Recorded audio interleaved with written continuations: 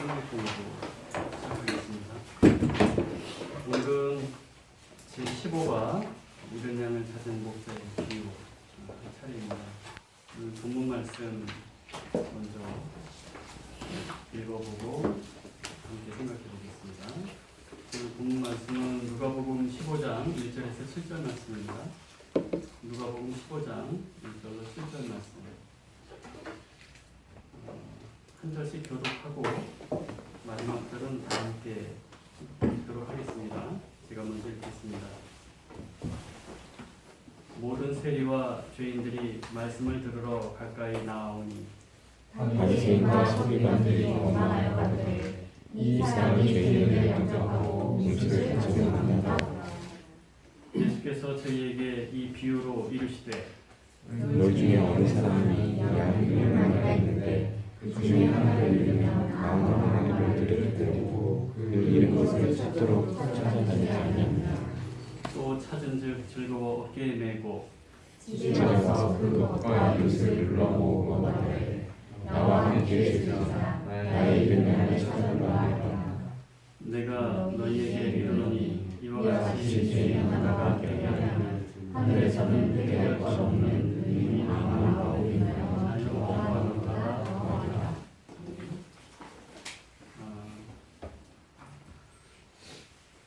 오늘 같이 생각해볼 누가복음 15장에는 세 가지의 비유가 나옵니다.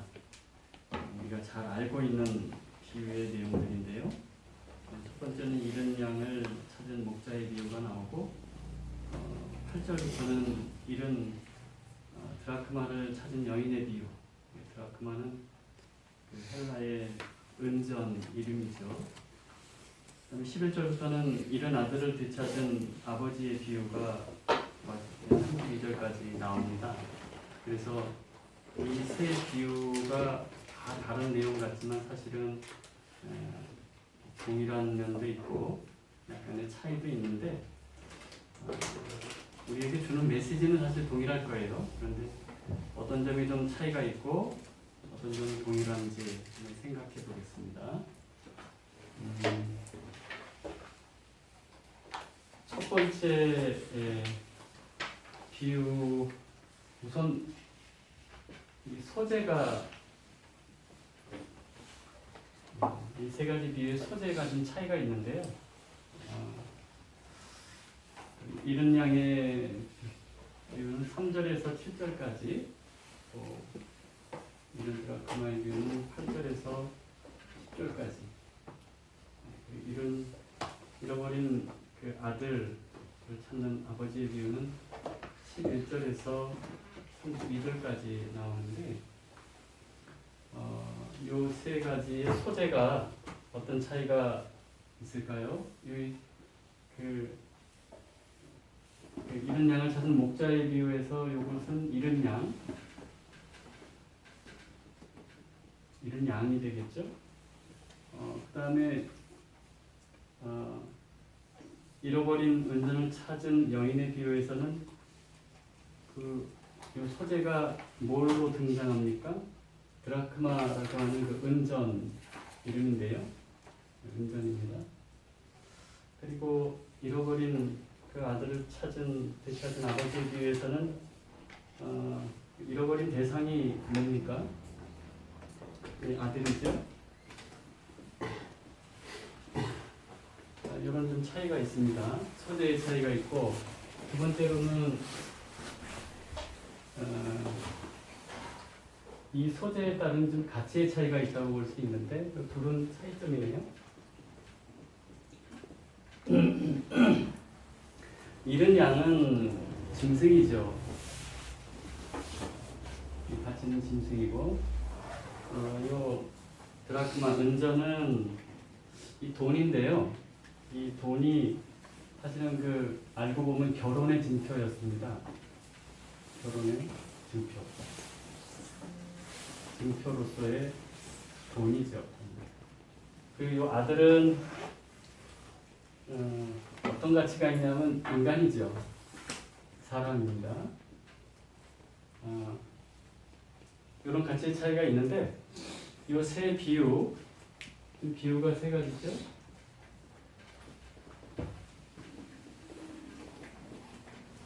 공통점이 있어요. 공통점이 어떤 것이 있냐면 일단 이 세 비유의 주제가 어떤 걸까요? 여기는 보면은 잃은 자 또는 잃은 것이 나옵니다. 근데 그것을 찾는 이야기예요. 주제는 잃은 것 또는 잃은 자를 다시 찾는 거죠. 다시 찾는 것. 근데 우리 신앙적으로 보면은 신앙의 회복의 비유입니다. 신앙 회복의 비유. 이런 주제의 공통점이 있고요. 또 하나는 이런 비유를 하게 된 그 목적이 있는데 이 목적도 주제와 마찬가지로 좀 동일한 목적을 갖고 있어요. 이 세 가지 비유가 어떤 목적을 갖고 있는가 하면 결국 다시 잃어버린 걸 다시 찾고 그 찾은 것에 대한 그 기쁨을 여기서 표현하고 있습니다. 이 기쁨을 지금 세 가지 비유에서 어떻게 표현하고 있는지 먼저 첫 번째 이 비유에서는요. 이 맨 마지막 절이 전부 기쁨인데요. 한번 찾아서 읽어보겠습니다. 본문 7절 한번 다 같이 읽으실까요? 7절 시작. 내가 너희에게 이르노니 여러같이 죄인을 나가게 하려 하늘에서 은혜를 얻어놓는 의인 아우로 인하여 기뻐하는 것보다 더하리라. 10절 시작. 내가 너희에게 이르노니 여러같이 죄인을 나가게 하려 하나님의 사적을 앞에 기쁨이 되느니라. 32절 시작. 이미 내 동생은 죽었다가 살았으며 내가 잃었다가 얻었기로 우리가 즐거워하고 기뻐하는 것이 마땅하다 하더라. 그래서 이런 소재나 가치의 차이는 있지만 이 주제나 목적이 이 세 가지 비유가 모두 동일합니다. 그래서 이 모든 비유는 신앙 회복의 과정을 어떤 신앙 회복의 과정에서 나타나는 어떤 특성 이런 것을 설명하고자 하신 거죠. 그런데 우리 요 15과 교재의 제목은 뭐라고 되어 있습니까? 예전에는 잃은 양의 비유 이렇게 아마 기억하시는 분도 있을 거예요. 또 두 번째 비유는 잃어버린 은전을 찾은 여인의 비유인데 예전에는 이게 뭐 잃어버린 은전의 비유 이렇게 표현한 적도 있습니다. 그리고 세 번째 요 비유는 잃어버린 아들을 되찾은 아버지의 비유 이렇게 이야기를 할 수 있는데 예전에는 뭐 탕자의 비유 또는 잃은 아들의 비유 이렇게 표현한 적도 있습니다. 그러면 이게 어떤 차이가 있을까요? 보는 관점에 따라서 약간 그 뉘앙스나 강조점이 좀 달라질 수 있습니다. 이게 그냥 이 잃은 것을 중심으로 놓고 본다면 잃은 양의 비유, 잃은 은전의 비유, 잃은 아들을 되찾은 비유, 또 뭐 잃은 아들에게 탕자의 비유 이렇게 말할 수 있는 것은 그 잃어버린 대상을 중심으로 이렇게 생각할 수 있는데 그럼 우리 교재에 나와 있는 것처럼 잃은 양을 찾은 목자의 비유 그러면 지금 포커스가 어디 있는 것 같아요? 잃은 대상에 있는 것 같아요. 그 잃은 것을 찾는 그 목자 있는 것 같죠? 두 번째는요. 두 번째 그 잃은 드라크마의 비유가 아니고 잃은 드라크마를 찾은 여인의 비유. 그러면 그 잃은 은전을 찾는 그것도 부지런히 최선을 다해서 찾는 그 여인의 포커스가 맞춰져 있다고 볼 수 있겠죠. 세 번째도 마찬가지입니다. 탕자의 비유 그러면 잃은 그 아들의 포커스가 맞춰져 있다면 그 잃어버린 아들을 되찾은 아버지의 비유 그러면 포커스가 아버지에 맞춰져 있죠. 그러면 이 제목을 이렇게 목사님이 붙이셨는데 그러면 이 제목을 이렇게 붙인 거는 어디에 좀 초점을 두고 있는 것 같은가요? 예, 잃어버린 대상보다는 그 잃어버린 것을 찾는 그 어떤 주체, 이게 좀 더 관심을 갖고 있는 것 같죠? 이것이 어떤 의미가 있냐면 결국은 그 길을 잃은 우리를 찾으시고 기다리시는 그 하나님의 사랑에 초점을 맞춘 거라고 볼 수 있습니다. 그러니까 우리가 사실은 수시로 길을 잃죠. 이게 길 잃은 양이나 또는 그 잃은 은전이나 또 길 잃고 헤매던 그 잃은 아들이나 이게 전혀 우리하고 거리가 먼 얘기 같지만 사실은 우리 자신을 이렇게 돌아보면 우리도 수시로 이렇게 길을 잃더라고요. 그래서 우리가 그렇게 길을 잃었을 때 어떻게 하나님 앞에 돌아올 수 있을까요? 그것은 하나님께서 우리를 정말 사랑하신다고 하는 그 하나님이 우리를 사랑하시는 그 사랑을 우리가 기억하고 마음에 늘 두게 되면 우리가 때로는 길을 잃었더라도 다시 돌이키고 하나님 앞으로 나올 수 있죠. 그 대전제가 뭐냐면 하나님의 사랑입니다. 그래서 오늘 그 제목 붙은 게 결국은 그 잃은 양을 찾은 목자의 비유입니다. 결국 목자의 비유예요. 그리고 잃은 아들을 기다리는 그 아버지의 비유라고 할 수 있죠. 그러니까 이 모든 것은 하나님의 사랑을 여기서 이제 우리가 읽을 수 있습니다. 만약에 우리가 잃어버린 대상에 초점을 두고 이해를 한다면 사실은 우리 자신이 길 잃은 자, 수시로 길 잃고 있는 자라고 하는 자기 의식, 자기 인식 그런 관점에서도 이 비유를 읽을 수도 있습니다. 자, 호세아 6장 1절 말씀 한번 찾아서 읽어보겠습니다. 호세아 6장 1절 말씀.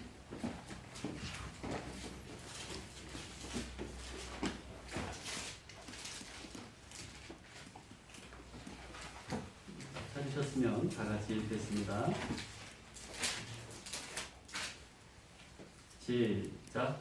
보라, 우리가 여호와께로 돌아가자. 여호와께서 우리를 찾으셨으나 돌아가게 하실 것이요 우리를 치셨으나 싸매어 주실 것이다. 우리는 마치 수시로 길을 잃을 수 있는 그 양 같아서 이게 잘못된 길을 가게 되지요. 그러면 하나님께서 우선 우리를 사랑하시기 때문에 때로는 징계하시고 우리의 믿음을 온전하게 해주시기 위해서 항상 이렇게 돌봐주십니다. 그래서 그 큰 사랑을 우리가 알고 있기 때문에 우리가 때로는 길을 잃고 또 넘어지고 또 쓰러지더라도 다시 한번 그 하나님 바라보고 하나님 앞에 나올 수 있는 마음이 그런 믿음이 생기게 되는 것이죠. 그래요. 그럼 본문 내용 살피기를 1번부터 들어가겠습니다. 1번 다 같이 한번 읽어볼까요? 본문 내용 살피기 1번 시작. 예수의 말씀을 들어 가까이 나오는 자들은 누구일까? 1절인데요. 1절 다 같이 한번 읽어볼까요? 시작. 모든 세리와 죄인들이 말씀을 들어 가까이 나오니. 여기 말씀을 들어 가까이 나온 사람들은 모든 세리와 죄인들이라고 되어 있네요. 우리가 지금까지 이렇게 서론에서 살펴본 아마 잃은 양, 잃은 은전 또는 잃은 아들에 해당되는 부류의 사람들인 것 같아요. 당시 세리와 죄인들은 그 유대인들에게 정죄당하고 구원의 대상에서 제외된 사람들이었죠. 그러나 예수님께서는 이들이야말로 다시 되찾아야 할 잃어버린 자들이다 이렇게 우리에게 가르침을 주고 있습니다. 마태복음 21장 32절 말씀 한번 찾아 읽겠습니다. 마태복음 21장 32절 다 같이 읽겠습니다. 시작. 너희들이 또 너희들의 바보를 너희는 저를 믿지 아니하였으되 세리와 진리를 잃었으며 너희는 이것을 보고도 중심이 미처 믿지 아니하였도다. 예, 이렇게 보면 이제 결국은 세리와 창기 잃어버린 자들이 이 복음을 받아들인다는 의미인데, 그래서 누가복음 15장의 이 세 비유의 내용도 그 세리와 죄인들을 염두에 두고 하신 말씀이었습니다. 자, 본문 내용 살피기 2번 읽겠습니다. 2번 시작. 이를 본 바리새인과 서기관들의 반응은 어떠했는가? 본문 말씀 2절인데요. 2절 다 같이 읽겠습니다.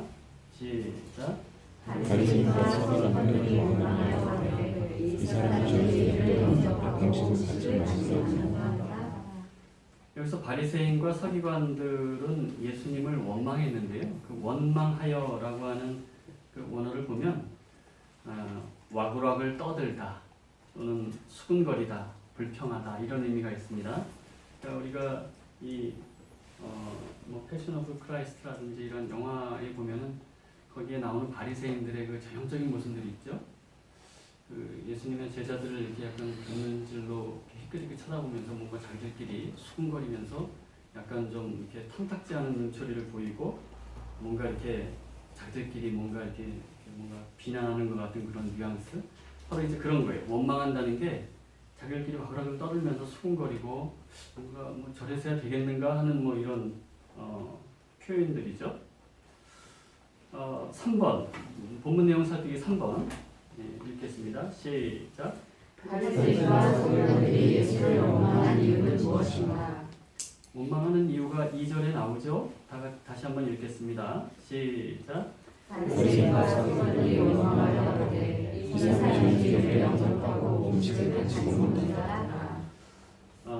예수님께서 정죄당해야 마땅한 세리와 죄인들을 영접하고 같이 식사를 한 것에 대해서 지금 원망하고 있는데요. 이것은 이제 다른 곳에서도 나옵니다. 누가복음 5장 30절 말씀 한번 읽겠습니다. 누가복음 5장 30절.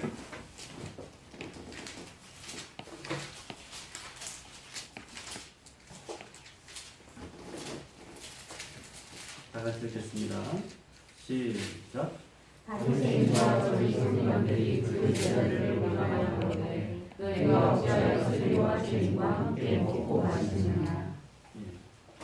그러니까 여기에 그 바리새인과 서기관들의 생각은 어떤 것이었냐면, 이분이 진정한 선지자라면 그 거룩함을 지키고 마치 죄인들을 죄를 용납하는 것처럼 행동해서는 안 된다는 거예요. 이것은 어디서 기원한 생각일까요?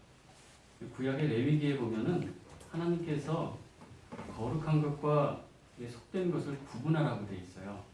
그래서 항상 우리는 거룩함을 추구해야 되겠죠. 그런 관점에서 지금 예수님에 대해서 이렇게 지금 평가를 하는 거예요. 그래서 그들이 예수님을 이 사람이라고 지칭한 거는 예수님을 세리와 죄인들과 동일하게 취급하고 있다는 것을 알 수 있습니다. 이런 배경이 또 있죠. 유대인들의 식탁 교제의 의미가 우리가 같이 그냥 밥 한 끼 먹는 이런 식사하고는 조금 차이가 있고요. 그거보다 훨씬 좀 무거운 의미가 있습니다. 말씀 찾겠습니다. 누가복음 19장 7절에서 8절 말씀. 누가복음 19장 7절로 8절 말씀 읽겠습니다.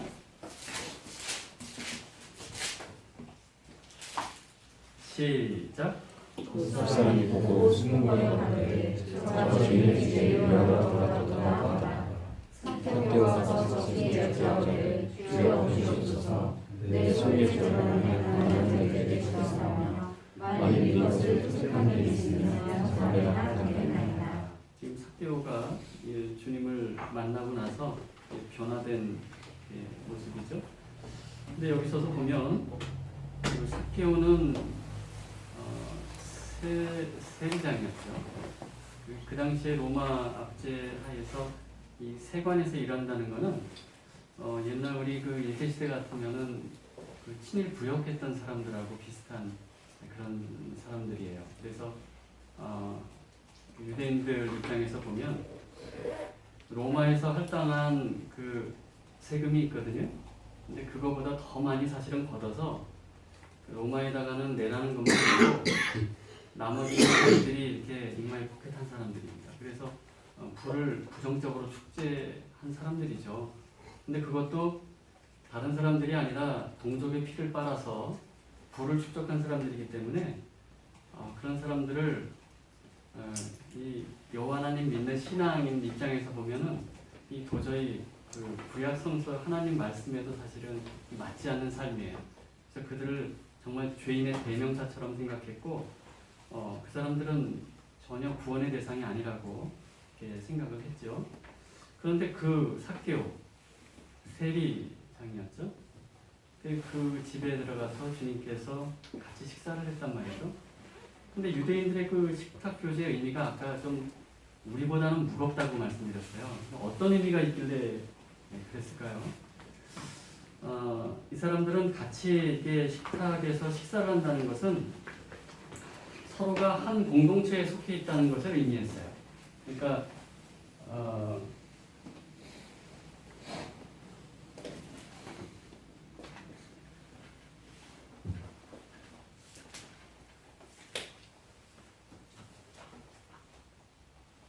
같이 식탁에서 식사를 나누는 사람들은 한 공동체의 일원이다. 그러니까 그 사람의 생각이나 그 사람의 삶을 받아들이는 거죠. 그리고 우리는 다 한 공동체라는 그런 의미가 있어요. 그래서 이 죄인들과 더불어서 어울리면서 식사하는 것 자체가 이 바리새인과 서기관들 입장에서는 굉장히 위험한 거예요. 하나님의 이 뜻을 정면으로 이렇게 막 이렇게 무시하는 것 같은 그런 신적인 저항감을 가질 수 있는 바로 그런 거죠. 이거 이외에도 다른 의미가 또 있어요. 두 번째로는 그 식탁 교제를 통해서 하나님과 이 관계를 갖게 돼요. 우리가 그냥 이렇게 함께 식사하는 거는 사실 그렇게까지 무겁지 않은데 유대인들은 함께 이렇게 식사를 하면서 식사를 하기 전에 항상 먼저 하나님께 기도를 드려요. 그리고 식사가 모두 마쳐지면 또 그 식사에 대해서 또 감사를 드립니다. 그러니까 유대인들의 삶 속에서는 내가 지금 함께 이렇게 식사하는 것이 이 모든 것이 다 하나님의 보이지 않는 그런 은혜로 인해서 내가 이렇게 함께 식사를 할 수 있는 것이고 그것에 대해서 항상 감사하고 그러는 거예요. 그렇기 때문에 이 사람들이 이방인들과 식사하지 않는 겁니다. 왜냐하면 이방인들은 하나님 모르는 사람들이에요. 그 사람들과 더불어서 기도할 수 없잖아요. 그 사람들과 더불어서 하나님께 감사할 수 없잖아요. 그래서 이방인들과 식사 안 하는 겁니다. 그 사람들이 특별히 크게 나빠서가 아니고 그런 의미에서 이것은 예배적인 성격이 있는 거예요. 이 식탁 교제라는 것이 이 하나님과의 관계성이라는 것은 예배적인 성격이 있다는 거예요. 그래서 이 사람들은 철저하게 그 믿는 사람들끼리 식사를 하지 이방인을 껴서 식사하지 않아요. 그래서 성경을 이렇게 읽다 보면 그 베드로도 또는 바나바도 바울에게 책망받은 일이 있는데 그때 이방인들하고 같이 식사하다가 이제 야고보 계열의 이런 의식이 아직 남아있는 예수 믿는 사람들이 이렇게 방문한다는 얘기를 듣고 그 자리에서 막 일어나잖아요. 그래서 이제 책망받는데 그것이 어떤 의미가 있는가 하면 바로 이런 배경 때문에 그래요. 그러니까 이방인과 같이 식사한다는 것은 그런 것을 이해하지 못하는 그 유대인들 입장에서는 굉장히 이거는 좀 위험한 거였어요. 그러니까 이런 의미가 있기 때문에 그래요. 그냥 단지 밥 한 끼 먹는 게 아니고 하나님과의 관계성을 거기서 찾을 수 있고 그것이 예배적인 성격을 갖고 있기 때문에 그렇다는 거예요. 그리고 이게 좀 더 진전되면은 그 하나님 나라의 그 종말론적인 그 잔치를 미리 맛보는 그런 의미도 있었어요. 그러니까 이 유대인들의 식탁 교제의 의미가 상당히 좀 이렇게 중층적인 의미를 갖고 있고 좀 이렇게 두텁죠. 의미가 두터워요. 그런데 지금 바리새인들과 서기관들이 지금 예수님을 원망한 이유가 이런 거를 생각해 보면은 그 사람들 입장에서는 굉장히 그럴듯해요. 예수님 굉장히 위험한 사람이 되는 거죠. 하나님이 거룩하게 구분해야 될 그런 삶에서 이 거룩과 속된 것의 이 경계 있죠. 이거는 거룩이고 이건 속된 건데 이 경계가 분명해야 되는데 이 경계를 막 허물고 있어요. 그 사람들이 지금 원망하는 거예요. 본문 내용 살피기 4번 하겠습니다. 4번 다 같이 읽겠습니다. 시작. 이에 예수께서 비유로 하신 말씀은 누구에 관한 것이나. 3절과 4절인데 3절 4절 다 같이 읽겠습니다. 시작. 예수께서 저에게 이 비유를 이르시되 너희 중에 어느 사람이 양 200마리가 있는데 그 중에 하나를 잃으면 99마리를 들여두고 그 잃은 것을 찾아다니지 아니하느냐. 양 100마리 소유한 어느 목자에 대한 비유를 말씀하셨는데요. 여기서 목자는 하나님을 의미한다고 할 수 있고요. 양 100마리는 하나님의 택한 백성들을 가리킨다 이렇게 생각할 수 있습니다. 5번 하겠습니다. 5번 본문 내용 살피기 시작. 양 양 200마리의 100마리의 주인 주인 목자는 양 1마리를 잃고 어떻게 행동한다고 하셨는가. 4절이네요. 4절 읽겠습니다. 본문 내용 시작. 너희 중에 어떤 사람이 양 200마리가 있는데 그 중에 하나를 잃으면 99마리를 들여두고 그 잃은 것을 찾아다니지 아니하느냐. 비록 양 한 마리를 잃었다 하더라도 99마리를 들에 두고 그 잃은 것을 찾도록 찾아다닌다, 그런 내용이네요. 근데 이것은 예수님이 세상에 오신 목적도 역시 잃은 자를 찾기 위함이시기 때문인데요. 누가복음 19장 10절 말씀 읽겠습니다. 누가복음 19장 10절 다 같이 읽겠습니다. 시작. 인자의 온 것은 잃어버린 자를 찾아 구원하려 함이라. 예. 특히 예수님은 잃어버린 양을 찾기 위해서라면 이 목숨을 아끼지 않으시고 찾으신다, 이렇게 기록되어 있습니다. 요한복음 10장 11절 말씀 읽겠습니다. 요한복음 10장 11절 말씀.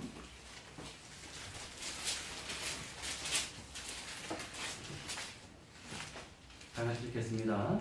시작. 나는 선한 목자라. 선한 목자는 양들을 위하여 목숨을 버리거니와. 목숨을 아끼지 않으시고 이렇게 세우신다.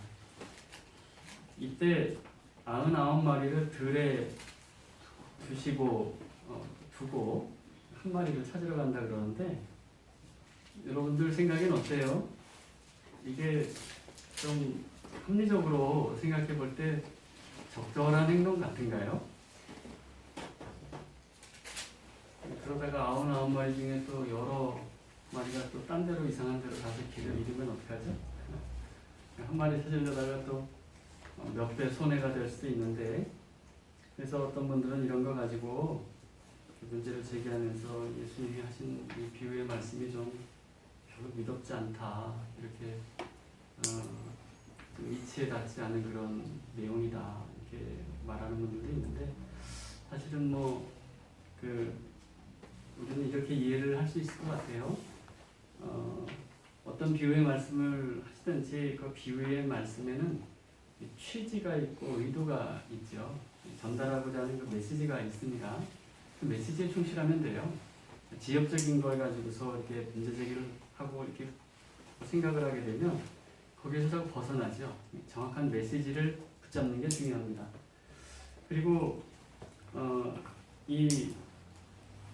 지금 이런 상황, 그러니까 100마리 중에서 한 마리가 길을 잃었는데 99마리를 그냥 두고 그 한 마리를 자기 목숨도 아끼지 않고 이게 끝까지 찾을 때까지 찾으신다. 이것은 여기서 또 어떤 것을 또 중요하게 생각해야 되냐면, 이런 비유의 말씀, 그 메시지가 자기 자신과 관계가 있다는 거예요. 나에게 적용을 해야 된다는 겁니다. 그래서 아까 말씀드렸듯이 이것은 하나님의 커다란 사랑을 의미하는 거예요. 우리는 수시로 나는 99마리에 속한 양이라고 생각을 하죠. 그런데 아까 말씀드렸듯이 우리는 수시로 길을 잃는 존재거든요. 여태까지 이렇게 살아오시면서 스스로의 삶을 이렇게 돌아보면 우리가 이렇게 온전하게 99마리 양에 속해 있는 것 같지만 이렇게 속해 있다가도 어느덧 이렇게 주위를 둘러보면 길을 잃고 헤매고 있을 때가 있어요. 그런데 길을 잃고 헤매고 있는 나 자신을 발견하는데 그때 우리 주님께서는 99마리 요거 한 남은 것도 어디냐, 한 마리는 그냥 뭐 죽든 말든 이거 놔두고 그 찾으러 가면 그게 다 손해 같으니까 그냥 99마리나 지킬란다 이러지 않으시고 그 잃어버린 양을 찾도록 까지 가서 찾으신다는 거죠. 그래서 우리가 길을 잃은 바로 내가 길을 잃은 그 양이라고 하는 그 의식이, 그런 고백이 있으면 이 비유의 말씀의 메시지의 아주 그 핵심에 들어가는 거예요. 거기서 우리가 하나님의 사랑에 감사할 수가 있고 우리가 넘어져도 다시 일어날 수 있는 힘이 생기는 거죠. 그래요. 6번 본문 내용 살피기 6번 하겠습니다. 하겠습니다. 시작. 잃어버린 양 한 마리를 찾은 목자의 심정은 어떠한가. 5절 말씀이에요. 5절 말씀 다 같이 읽겠습니다. 시작. 또 찾은 듯 즐거워 어깨에 메고. 찾아서 즐거워서 어깨에 메요. 그냥 이렇게 안고 오는 것도 아니고요. 어깨에 메고 온답니다. 잃은 양 한 마리를 찾았을 때 감격에 겨워서 그 양을 어깨에 메고 돌아온다는 건데요.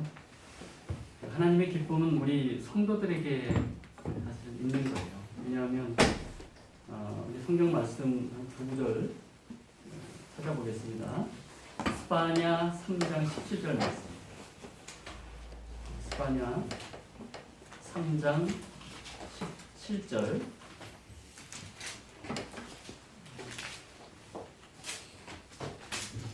다 같이 읽겠습니다. 시작. 너희 하나님 여호와가 너희 가운데 계시니 그는 구원을 주실 전능자시다. 그가 너로 인하여 기쁨을 잊지 못하여 하시며 너를 잠잠히 사랑하시며 너로 인하여 즐거이 부르며 기뻐하시리라 하리라. 에베소서에 보면은 하나님께서 우리를 영원 전부터 당신의 마음속에 품으셨다는 거예요. 그리고 그 역사적인 과정 속에서 우리가 물과 성령으로 거듭나게 하시고 우리를 당신의 자녀로 삼아주셨다는 거예요. 그리고 당신의 자녀됨을 인해서 하나님께서 얼마나 그 마음에 기뻐하시는지 그 기쁨을 이기지 못한다는 거예요. 그리고 그 잠잠히 이렇게 우리를 바라보시면서 즐거이 기뻐하신다는 말씀입니다. 그러니까 우리 성도를 바라보는 하나님의 그 눈길이 참 너무나 따뜻한 거예요. 시편 16편 3절 말씀 한 절 더 찾겠습니다. 시편 16편 3절.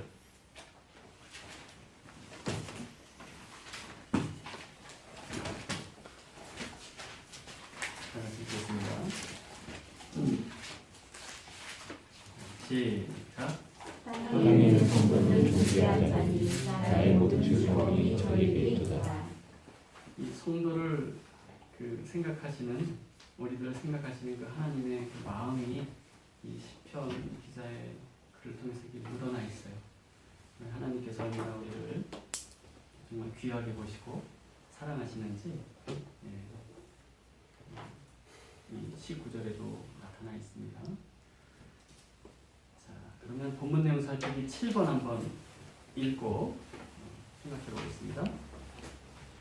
7번 시작. 잃어버린 양 한 마리를 찾은 목자는 그 기쁨을 이웃과 어떻게 나누고자 했는가. 성경 본문은 6절이네요.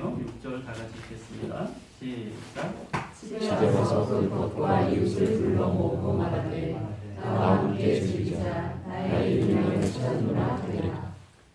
그 잃어버린 양 한 마리를 찾은 기쁨을 이웃들과 함께 나누고자 했죠. 그만큼 그 잃어버린 양 한 마리를 찾은 기쁨이 굉장히 크다는 것을 의미합니다. 그래서 죄인 한 사람이 회개하고 돌아오는 것은 하나님 나라 전체의 큰 기쁨이 됨을 알 수 있죠. 8번 하겠습니다. 8번 본문 내용 살피기 8번 시작. 예수께서 이 비유를 통하여 가르쳐 주시고자 하는 교훈은 무엇인가? 성경 말씀은 7절이네요. 7절 다 같이 읽겠습니다. 시작. 내가 너희에게 이르노니 이와 같이 죄인 하나가 회개하면 하늘에서는 회개할 것 없는 의인 99을 인하여 기뻐하는 것보다 더하리라. 예. 죄인 하나가 회개하고 돌아오는 것이 하나님의 나라에서는 회개할 것 없는 의인 99을 인하여 기뻐하는 것보다 더 기쁜 것이 된다. 여기서 회개할 것 없는 의인의 실체가 뭘까요? 여러 의견들이 있습니다만 아마도 자기 의를 내세우면서 자칭 의인이라고 주장하는 바리새인들을 1차적으로 여기서 의미하고 있을 거예요. 그렇지만 그것이 그 의미가 오늘날에는 좀 더 확장될 수 있죠. 누가복음 18장 9절에서 10절 말씀 한번 읽겠습니다. 누가복음 18장 9절에서 10절 말씀.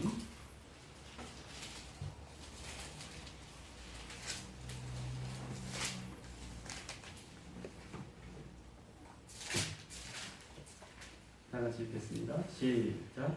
또 자기를 의롭다고 믿고 다른 사람을 멸시하는 자들에게 이 비유로 말씀하시되 두 사람이 기도하러 성전에 올라가니 하나는 바리새인이요 하나는 세리라. 우리가 잘 알고 있는 바리새인과 세리의 이 기도 내용이죠.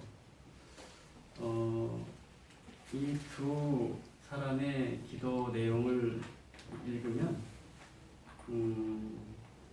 여러 가지로 이렇게 대비되기도 하고 여기서 많은 것을 생각하게 하는데요. 우리는 흔히 어떠한 사람 또는 어떠한 부류의 사람들은 바리새인 같은 존재다 이렇게 판단할 때가 있어요. 교회 내에서도. 또 어떠한 사람들은 아무튼 뭔가 잘못된 신앙을 갖고 있다 이렇게 판단할 때가 있는데 이 판단이 사실은 분명한 것 같지만 그렇지 않고 아까 말씀드렸듯이 우리는 수시로 길을 잃는 자고요. 또 우리가 영적으로 깨어 있어서 항상 주님 앞에서 자신을 돌아보고 우리가 깊은 그 묵상 가운데 하나님의 그 깊은 것까지 깨달을 때는 이 세리와 같은 마음 자세로 우리가 신앙생활을 하지요. 그런데 어느 순간인가 이렇게 좀 삶이 팍팍하고요. 또 자기도 모르게 교회 내에서도 누군가 자꾸 판단하고 이렇게 정죄하고 이런 마음이 될 때가 있어요. 그러니까 마음밭이 그 마음의 자리가 고정되어 있는 게 아니고요. 나는 세리 같은 사람이야. 나는 바리새인 같은 사람이야. 이렇게 고정되어 있는 게 아니고 나라는 인간은 그냥 동일한데 내가 어떤 상황에서는 참 주님의 은혜 가운데 그 은혜를 깊이 깨닫고 감사하는 삶을 이렇게 살아가다가 그러다가도 또 옆으로 길을 잃고 내가 바리새인 같은 존재가 되어 있는 모습을 가끔 봐요. 그러니까 이 세리의 기도, 바리새인의 기도 이렇게 보면 어떤 특수한 이러이러한 어떤 부류에 있는 사람들이 바리새인 같은 사람들이다 이렇게 생각하기 쉽지만 사실은 내 자신이 깨어있지 못하면 나도 어느 순간인가 바리새인 같은 존재가 되어 있는 거예요.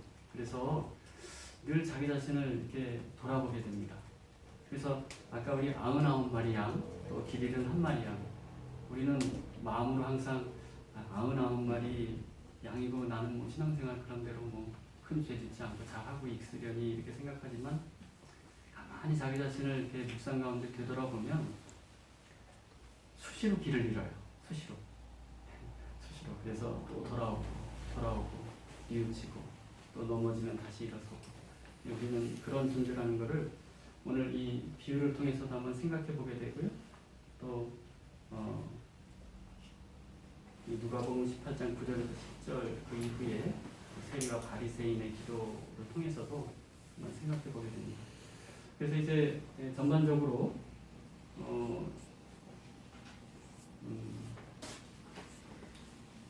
이 세 가지 비유가 그냥 전혀 그 논쟁적이지 않을 것 같은 스토리로 이렇게 전개되는 비유 같은데 사실은 가만히 들여다보면 매우 논쟁적인 그런 비유예요.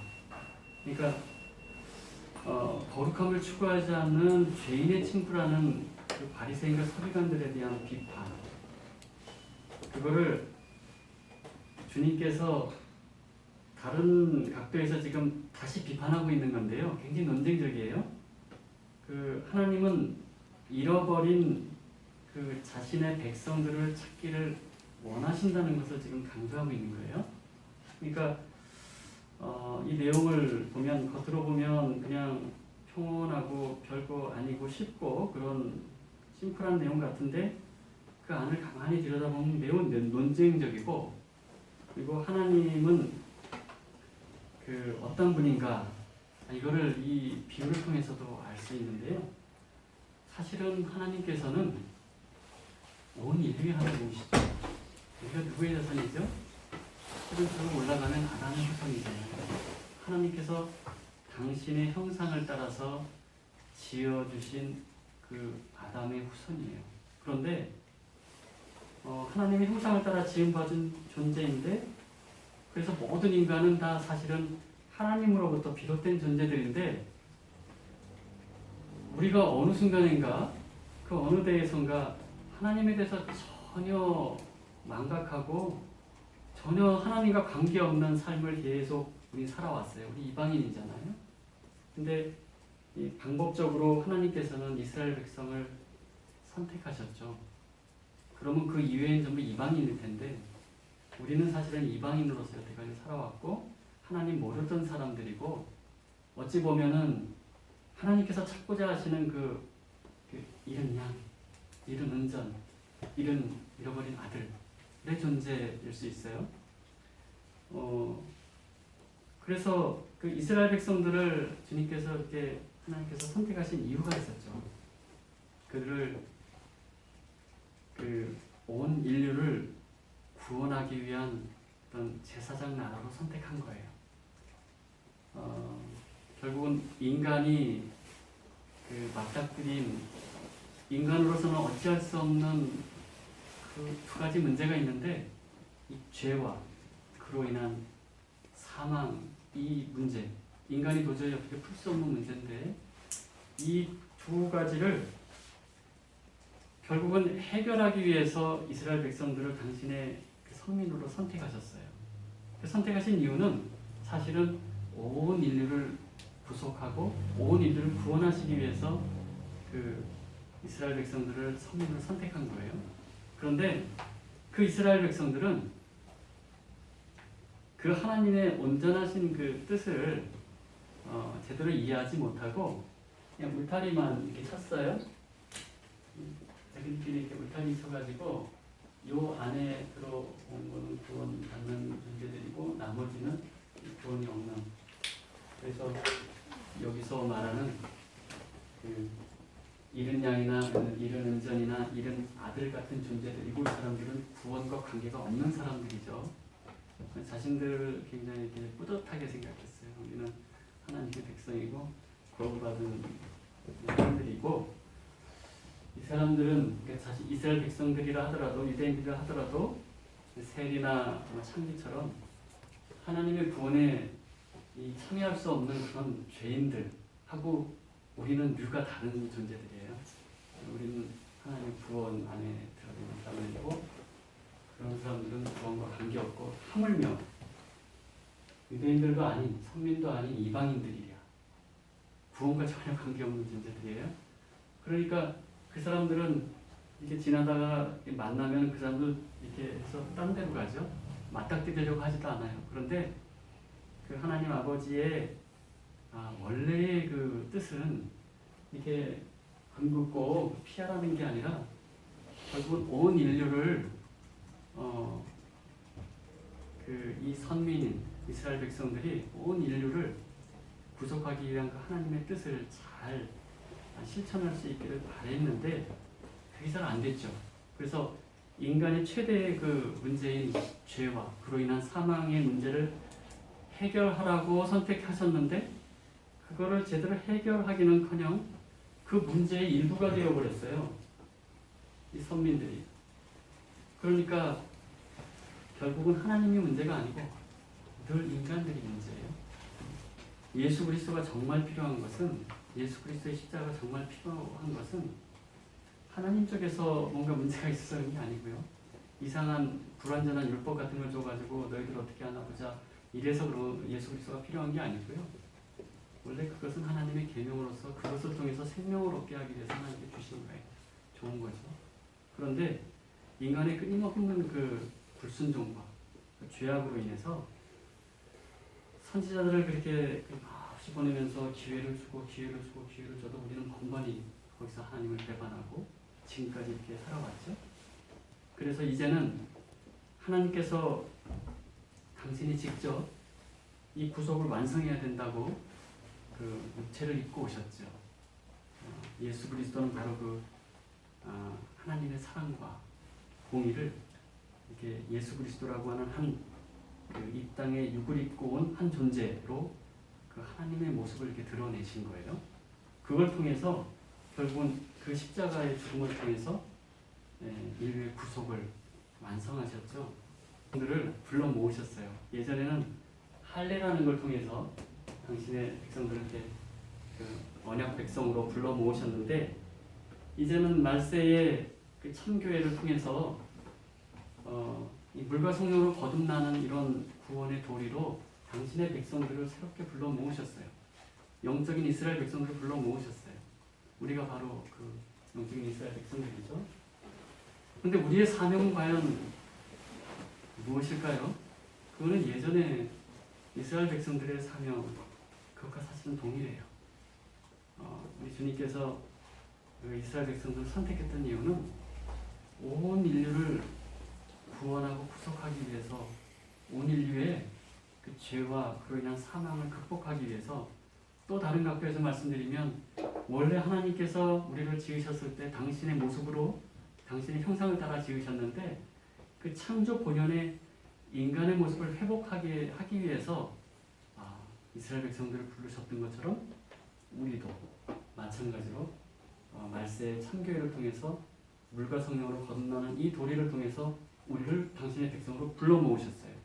그 사명은 우리도 또한 이스라엘 백성들의 사명과 동일하지요. 온 인류의 구속을 위해서, 구원을 위해서 우리를 부르신 거예요. 그러니까 우리가 말세의 참교회에 몸을 담고 있다면 그 하나님의 우리에게 주신 그 사명을 늘 잊지 않고 그 사명을 감당하는 삶을 살아야 되겠죠. 바로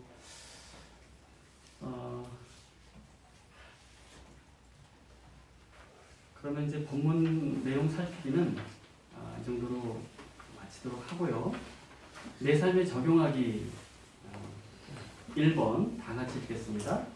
시작. 목자는 하나의 이름을 찾기 위해 온 영광의 양들을 들고 이름을 찾습니다. 이는 하나님을 떠난 죄인들을 그냥 버려주시지 않고 끝까지 찾아내게 하여 구원받은 것은 하나님의 사랑을 결정하신 것입니다. 내 주위에 하나님을 떠나 원망하는 이는 영원히 없습니다. 나는 그들의 잘못을 잊으시고 회개하여 돌아오도록 하나님의 사랑을 얻게 전하겠습니다.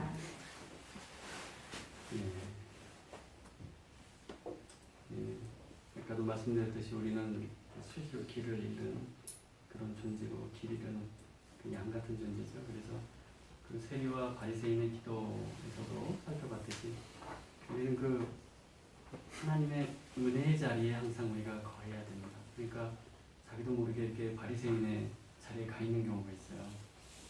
그런데 하나님의 그 은혜의 자리, 세리와 같은 그런 마음으로 사실은 늘 하나님 앞에서 자기 자신을 돌아보면서 살아야 되겠죠.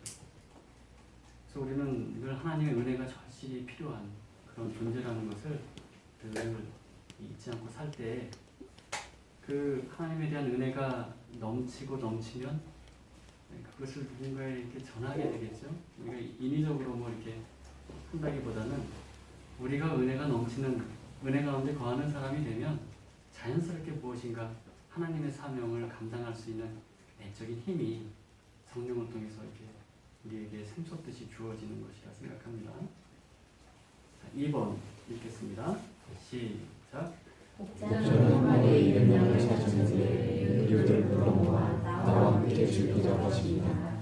이는 죄인 한 사람의 회개가 하나님 하늘의 기쁨으로 그치는 것이 아니라 하나님 나라 전체의 커다란 기쁨이 된다는 것을 강조하신 것입니다. 나를 주위에 방황하는 이른 양을 찾는 수 있습니까? 이때 어떻게 온 교회와 더불어 그 기쁨을 같이 나누셨습니까?